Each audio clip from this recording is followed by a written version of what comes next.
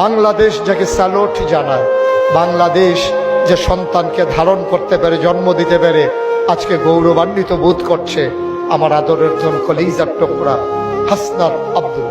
দেখেন, কোরআনের মধ্যেই কিন্তু আছে যে নিশ্চয়ই কষ্টের পরেই রয়েছে সুখ।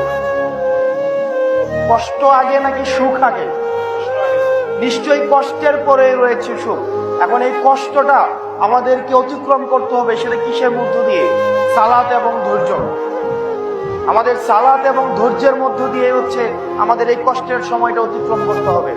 জীবন অনেক পর্যায়ে আসবে, আপনারা বড় হবেন, কিছুদিন পরে পরবর্তী ধাপে আপনারা যাবেন। জীবন অনেক সময় মনে হবে যে আমরা হাল ছেড়ে দেই, জীবন আমাদের জন্য জাহান্নাম হয়ে গিয়েছে। দেখেন, জীবন তাদের জন্যই জাহান্নাম হবে যারা মৃত্যুকে জীবন থেকে বেশি প্রাধান্য দিবে, এবং যারা মৃত্যুকে জীবন থেকে বেশি প্রাধান্য দিবে তাদের দুনিয়াতে আর কোনো ভয় তাদেরকে আটকে রাখতে পারবে না। তো সুতরাং এই যে ভয়, ভীতি, এই যে জীবনের ছোট ছোট কষ্ট, জীবনের ছোট ছোট বাধা মনে হবে এখনই আমাদেরকে মেরে ফেলতে পারে, আমরা হয়তো একটু সত্যের সাথে একটু আপোষ করি, আমরা একটু অন্যায়ের সাথে আপোষ করি, দুর্নীতির সাথে আপোষ করি, এগুলো করা যাবে না।